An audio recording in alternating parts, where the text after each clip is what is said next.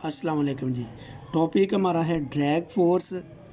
Drag force को समझने के लिए ये मैं एक डायग्राम बनाता हूँ, इस पर गौर करेंगे जी। ये देखिए दो वेसल्स हैं, एक एम्प्टी है और दूसरे में वाटर है। दोनों के ऊपर मैं एक जैसे सफ़ियर ड्रॉप करता हूँ, सफ़ियर कह लें या 5 रुपए वाला सिक्का कह लें। दोनों में एक का नाम ए रख दिया, दूसरे का बी। समझे 5 रुपए वाला सिक्का ही है, ये ए भी है और बी वाला भी 5 रुपए वाला सिक्का है। दोनों को एट अ टाइम जब मैं ड्रॉप करूँगा, दोनों इस वेसल में जाते हैं तो बॉटम पर पहले कौन सा पहुँचेगा? ज़ाहिर सी बात है ए वाला पहुँचेगा, ये एम्प्टी है, और बी वाला लेड पहुँचेगा ए की निस्बत। इसका मतलब बी वाले को वाटर उसमें मौजूद था कंटेनर में, उस वाटर ने एक अपोजिंग फोर्स लगाई है, उसने उसको नीचे आते हुए एक जो अपोजिंग फोर्स लगाई है, that force is called drag force. अच्छा, जो एम्प्टी था ना, इसमें एयर थी, तो एयर भी ड्रैग फोर्स लगाती है, लेकिन वो बहुत कम होती है, इसलिए उसका इतना इफ़ेक्ट नहीं होगा। ये इसकी डेफिनेशन हो जाएगी। When object falls through fluid it experience a retarding force या opposing force called drag force. FD इसका सिंबल है। नेक्स्ट आपने एक टर्म समझनी है, विस्कोसिटी। विस्कोसिटी विस्कोसिटी कहते हैं कि जब लिक्विड फ्लो करता है, ये उसकी डिफरेंट लेयर्स हैं, तो उसकी दो लेयर्स के दरमियान में जो फ्रिक्शनल इफ़ेक्ट होगा, दैट इज़ विस्कोसिटी। दो लेयर्स के दरमियान जो फ्रिक्शनल इफ़ेक्ट है वो विस्कोसिटी है। और जिस लिक्विड में विस्कोसिटी ज़्यादा हो, यानी फ्रिक्शनल इफ़ेक्ट ज़्यादा हो लेयर्स के दरमियान, उसको फ़्लो करना मुश्किल होता है। मसलन वाटर और हनी है, तो हनी ज़्यादा विस्कस है, जो ज़्यादा गाढ़ा होगा वो ज़्यादा विस्कस होगा, क्योंकि उसकी लेयर्स के दरमियान फ्रिक्शनल इफ़ेक्ट ज़्यादा है। Honey is more viscous than water. ये इसकी एग्जांपल दे सकते हैं जी। टर्मिनल वेलोसिटी की डेफिनेशन हम ये करते हैं अभी, पहले इसको एक्सप्लेन कर लें, फिर हमें उसकी डेफिनेशन की समझ आएगी। देखिए, ड्रैग फोर्स के बारे में एक बात लिखने लगा हूँ। Drag force increases with velocity, यानी वेलोसिटी अगर ऑब्जेक्ट की इंक्रीज़ हो तो ड्रैग फोर्स भी इंक्रीज़ हो जाती है। फ़र्ज़ करो ये एक ऑब्जेक्ट है, ये किसी फ्लूइड में से गुज़र रहा है। ये ऑब्जेक्ट जब नीचे फॉल करेगा तो ये नीचे जाते हुए अपनी वेलोसिटी बढ़ाएगा, तो इस पर ड्रैग फोर्स भी बढ़ेगी। देखो नीचे यहाँ पर रेस्ट में है, जब रेस्ट से हम इसको छोड़ते हैं तो ग्रेविटी इसको खींचती है। जो नीचे की तरफ फोर्स लग रही है वो फोर्स ऑफ ग्रेविटी है, उसको वेट W भी कह सकते हैं। जब ये नीचे जाएगा तो एक इसको अपोजिंग फोर्स लगेगी, that force is called drag force. अब ये जो अपोजिंग फोर्स है, इसके बारे में मैंने बताया कि वेलोसिटी बढ़ने से बढ़ती है।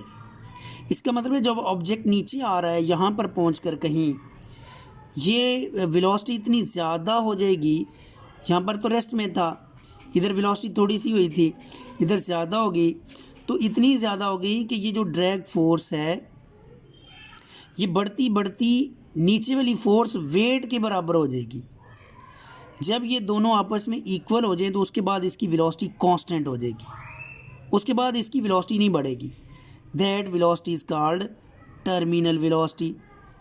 तो इस टर्मिनल वेलोसिटी के लिए हमने फार्मूला ड्राइव करना है कि ऑब्जेक्ट जब नीचे आता है उसकी वेलोसिटी बढ़ती है, ड्रैग फोर्स भी बढ़ती है। एक वक्त आता है वो ड्रैग फोर्स वेट के इक्वल हो जाती है, तब की वेलोसिटी को टर्मिनल वेलोसिटी कहते हैं। तो फिर ये कह सकते हैं कि फ्लूइड में से जब कोई ऑब्जेक्ट नीचे फॉल करेगा तो जो मैक्सिमम वेलोसिटी वो अटेन करेगा वो उसकी टर्मिनल वेलोसिटी होगी। टर्मिनल वेलोसिटी क्योंकि कांस्टेंट है, उसके बाद उसने बढ़ना नहीं है, तो एक्सेलरेशन उस वक्त ज़ीरो हो जाएगा जी। इसके लिए मैंने लिखा maximum velocity attained by object falling through fluid, that is when A equal to 0 is called terminal velocity. इस टर्मिनल वेलोसिटी के लिए एक फार्मूला लिखते हैं। जब ऑब्जेक्ट नीचे आएगा तो जो ड्रैग फोर्स है उसके बारे में मैंने लिखा डायरेक्टली प्रोपोर्शनल टू V है। जब ये कांस्टेंट प्रोपोर्शनलिटी ख़त्म करेंगे, कांस्टेंट लिखेंगे, ये BV बन जाएगा, इसको इक्वेशन नंबर 1 बोलेंगे। और जो ऑब्जेक्ट होता है ना उस पर, ये तो ड्रैग फोर्स है, नीचे की तरफ लगने वाली फोर्स जो होगी ये अपवर्ड फोर्स है, ठीक है। डाउनवर्ड फोर्स होती है वेट, उसका फार्मूला होता है mg। इन दोनों का जो डिफरेंस होगा वो नेट फोर्स होगी। नेट फोर्स के लिए हम लिखेंगे upward force drag force minus weight, यानी कि B V minus M G. इसको फार्मूला नंबर 3 कह देता हूँ। ये नेट फोर्स को कैलकुलेट करने का एक और भी फार्मूला है, वो है second law of motion, F equal to M A. इसको इक्वेशन नंबर 4 कह देते हैं। 3 और 4 को कंपेयर कर लेते हैं, आंसर आ जाएगा यहाँ पर B V minus M G is equal to M A. यहाँ से मैं ए को अगर सेपरेट करता हूँ तो ये B V minus M G over M, ये फार्मूला बन गया मेरे पास ए का। इसको फर्दर मैं लिखना चाहूँ तो इस तरह भी लिख सकता हूँ, एम को दोनों पर सेपरेटली डिवाइड कर दोगे तो ये B V over M minus G, M by M cancel हो जाए, एम जी ओवर एम लिखना था ना, वो कैंसिल हो जाएंगे। तो ये जी फार्मूला मेरे पास बन गया है एक्सेलरेशन का। इसको मैं इक्वेशन नंबर 5 का नाम दे देता हूँ। ये एक डायग्राम पर गौर करें, फ़र्ज़ करो यहाँ से ऑब्जेक्ट को रेस्ट में ड्रॉप कर दिया गया, तो इसकी इनिशियल वेलोसिटी को वी नॉट या ज़ीरो कहेंगे, इस टाइम को टी इक्वल टू ज़ीरो कह देंगे जब हमने ड्रॉप कर दिया, छोड़ दिया। ये नीचे जाता हुआ तेज़ होता जाएगा, कुछ टाइम टी गुजरता है तो इसकी वेलोसिटी वी एफ बन गई, यानी वेलोसिटी वी नॉट से बढ़कर वी हो गई और टाइम ज़ीरो से बढ़कर टी हो गया है। अगर इस टाइम को हम नोट करना चाहें तो इसके लिए फार्मूला लिखेंगे एक्सेलरेशन का। एक्सेलरेशन का फार्मूला होता है D V over D T. यहाँ से मैं डी टी को सेपरेट कर लेता हूँ क्योंकि मैं टाइम नोट करना चाहता हूँ। तो ये D V over A is a function of time. अब लिख सकते हैं इसमें दोनों तरफ अगर इंटीग्रेट कर दिया जाए तो हमें टाइम मिल जाएगा, लेकिन जब ये हम इंटीग्रेशन करेंगे तो बताएंगे टाइम ज़ीरो से टी तक जब हुआ उस वक्त जो वेलोसिटी है D V over A is a function of time, वो वेलोसिटी ज़ीरो से बढ़कर वी हो जाती है। तो अब इसकी इंटीग्रेशन करेंगे तो ये तो टी आंसर आ जाएगा। तो फाइनल आंसर हमें ये मिला। इस इक्वेशन में ए की वैल्यू पुट कर दें जो कि हमने इक्वेशन नंबर 5 में ड्राइव की हुई है, put value from equation number 5। तो ये टाइम का ये आंसर बन जाएगा वैल्यू पुट करने के बाद, T is equal to integral 0 to V D V over G minus B M into V. Next step में मैंने एलसीएम ले लिया नीचे वाली टर्म्स का और ये मैथ सबसे ऊपर भेज देते हैं। तो ये integral 0 to V M into D V over G M minus B V. इसकी इंटीग्रेशन करने का तरीका ये है कि अगर नीचे वाले डिनोमिनेटर का डेरिवेटिव ऊपर जनरेट हो जाए तो फिर इंटीग्रेशन का आंसर ये जो डिनोमिनेटर है ना उसका नेचुरल लॉग आ जाएगा। ये इंटीग्रेशन का फार्मूला होता है।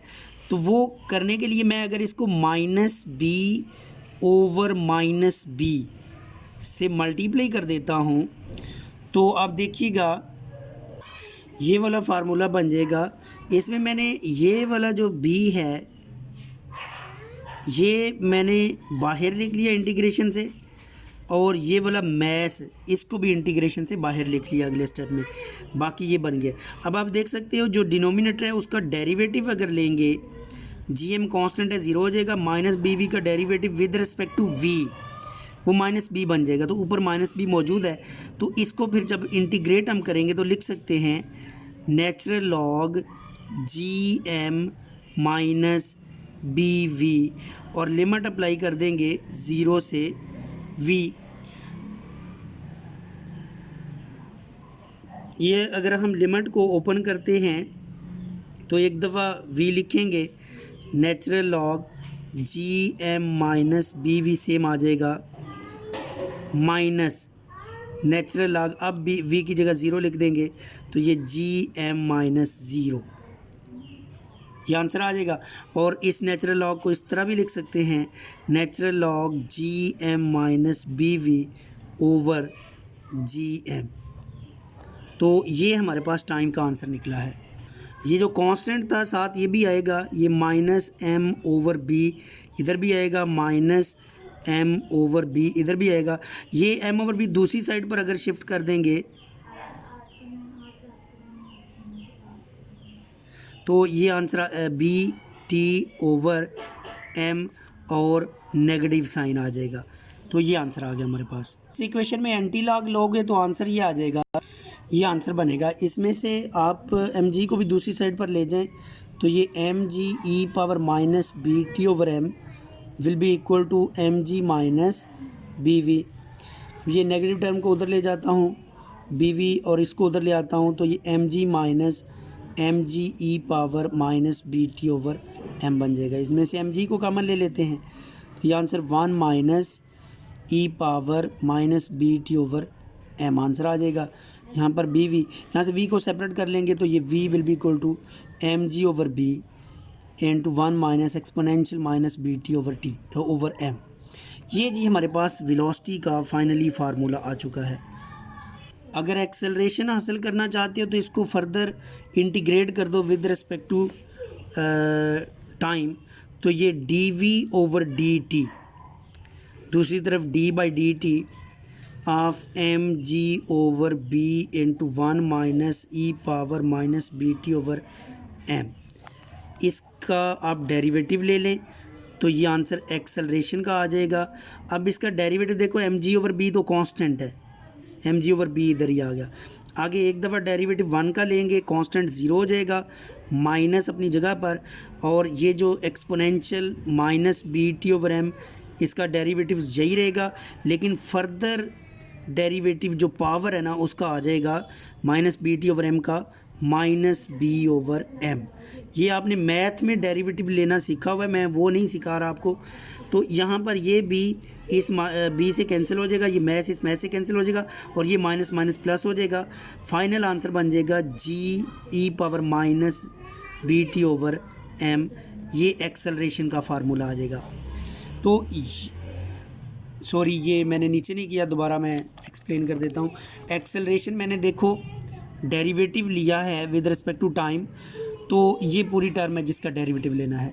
तो डेरिवेटिव लेते वक्त मैंने कहा कि एम जी ओवर बी कॉन्स्टेंट बाहर आ गया, आगे 1 का डेरिवेटिव 0 आ गया, माइनस अपनी जगह पर आ गया, ई पावर एक्स का डेरिवेटिव ई पावर एक्स ही होता है, तो ये e power minus B T over m ही आ गया। लेकिन फर्दर डेरिवेटिव जो पावर होती है ना उसका लेना होता है, तो वो further derivative of minus B T over M का विद रिस्पेक्ट टू टी लेंगे तो ये माइनस बी ओवर एम हो जाएगा। ये m इस m से और ये b इस b से कैंसिल हो गया, ये नेगेटिव नेगेटिव पॉजिटिव हो जाएगा, तो ये फाइनल आंसर आ जाएगा एक्सेलरेशन। जी ये फार्मूला वेलोसिटी का है। जब टाइम t 0 इसमें पुट करें तो देखते हैं वेलोसिटी क्या बनती है। मैं इसमें पहले बता दूं, देखो अगर ये एक ऑब्जेक्ट है, इसको आप ड्रॉप करते हैं यहाँ से, तो जब टाइम t यानी कि 0 होगा तो इस वक्त इसकी जो इनिशियल वेलोसिटी है ना वो 0 निकल आएगी, और जब आपने हाथ से छोड़ दिया ना इसका एक्सेलरेशन यहाँ पर g के बराबर आ जाना है। जब आप इसको बहुत ज़्यादा टाइम गुजरने के बाद दोबारा यहाँ पर देखोगे तो ये अल्टीमेटली टर्मिनल वेलोसिटी अटेन कर चुका होगा। तो यहाँ पर पहुँचकर टाइम जब हो जाए बहुत ज़्यादा, उसको इन्फिनिटी टाइम बोलते हैं, तो तब जाके इसकी वेलोसिटी तो बन जाएगी टर्मिनल वेलोसिटी और एक्सेलरेशन 0 बन जाएगा, क्योंकि नीचे आते हुए एक्सेलरेशन ने कम होना है। ये जो नीचे आना है ना, वेलोसिटी अल्टीमेटली कांस्टेंट हो जाएगी, एक्सेलरेशन 0 हो जाएगा। तो यही बात मैं इस फार्मूले में जब वी टी की जगह 0 पुट करता हूँ तो v is equal to M ji over B into 1 minus E power 0। किसी भी चीज़ की पावर 0 1 हो जाता है, तो ये M G over B into 1 minus 1, answer finally आ गया 0 का। और जब टाइम फ़र्ज़ करो इन्फिनिटी हो जाए तो फिर वेलोसिटी को कैलकुलेट अगेन करते हैं, तो ये M G over B into 1 minus ई पावर माइनस इन्फिनिटी। अब टाइम की जगह इन्फिनिटी लिखेंगे तो ये माइनस इन्फिनिटी बन जाएगा। तो माइनस इन्फिनिटी को आप फिर इस तरह भी लिख सकते हो 1 ओवर ई पावर इन्फिनिटी, तो 1 ओवर ई पावर इन्फिनिटी का आंसर इन्फिनिटी बन जाएगा। तो ये आंसर आ जाएगा 1 माइनस 1/∞ को अल्टीमेटली ज़ीरो लिख देंगे। तो फाइनल आंसर आ गया जी mg/b। ये वो कांस्टेंट वेलोसिटी है जिसको हम टर्मिनल वेलोसिटी बोल देंगे। तो कुछ टाइम के बाद ही टर्मिनल वेलोसिटी हो जाती है, लेकिन अगर इन्फिनिट टाइम होगा तो कंफर्म टर्मिनल हो जाएगी। सेम एक्सेलरेशन अगर हम देखते हैं, ये बात मैंने उधर डायग्राम में भी एक्सप्लेन कर दी। एक्सेलरेशन के फार्मूले में टाइम ज़ीरो पुट करते हैं तो a = g⁻⁻0 हो जाएगा। तो -0 या +0 किसी भी चीज़ की पावर 0 1 के बराबर है, तो ये g आंसर आ जाएगा। उसके बाद जब टाइम इन्फिनिटी पुट करेंगे तो ये इसी फार्मूले को लिख रहा हूँ ना दोबारा, a = g⁻∞/m।